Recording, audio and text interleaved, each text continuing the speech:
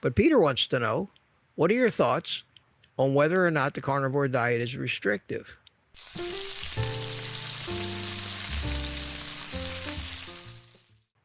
There's two ways you can look. There's two ways you can look at that when you use the term restrictive, and that has to be from the dieter's perspective. Surely, anybody not on the carnivore diet that hasn't experienced it yet, like we all have, would say, what kind of stupid question is that? What do you mean, is it restrictive? You bet your ass it's restrictive. You can't eat anything. Who the hell can live like that? Who the hell can live without all of those delicious, tasty foods and gourmet cooking and fine dining and parties and pastries and pizza and 100,000 other different kinds of food that you can't eat on carnivore? So if you're a non-carnivore, the answer to that is a resounding, of course, and you're crazy if you even consider it. And we all have heard that. You need to eat a balanced diet. Ugh. Everything in moderation. Ugh. But for those people who are on a carnivore diet, like you and me, and people that have become fat adapted and have stuck with it for long enough to see their physiology change, their state of mind change, as our body chemistry starts to get back to where it should be, none of us, especially me, would say that it's restrictive at all. As a matter of fact, when I look at carnivore and the huge variety of different foods that I can eat, most of them I never get to, just like the brisket. I never get to it.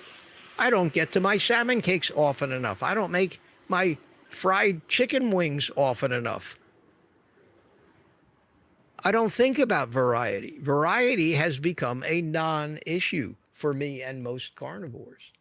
We tell the great unwashed out there that this is what happened, and they think we're even more of a freak. That's impossible, they say. And yet, if we all look back to when we were considering carnivore, what was your greatest fear? What was your greatest fear?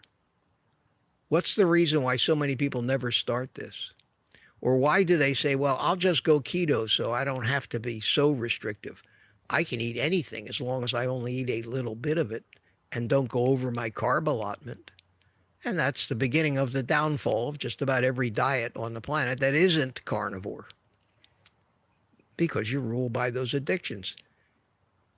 And not going carnivore is the fear, and the fear comes from your subconscious, of not being able to get the sugar it needs, and maybe be willing to settle for something with less sugar, but sugar nonetheless. And as long as you keep feeding your addiction sugar, you're going to stay an addict, an active addict. You're always going to be an addict, but you do go in remission and gain food freedom. So if you ask a carnivore who's been on it for a while and successful that question, Peter, he would say, no way, not restrictive at all. You ask the rest of humanity, do you think that a diet where you only eat bacon, eggs, steak, butter, and other animal stuff restrictive? They'd say, are you out of your frigging mind? Nobody could ever do that or ever stick to it, because that's truly what they believe. And the fear of thinking that they may never have another bite of those foods for the rest of their life is a hard no for them. It's a hard no. So most people who do come to carnivore,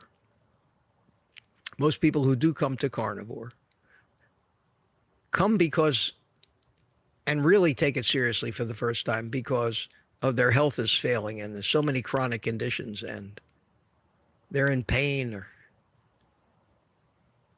learn they have fatty liver or some other thing.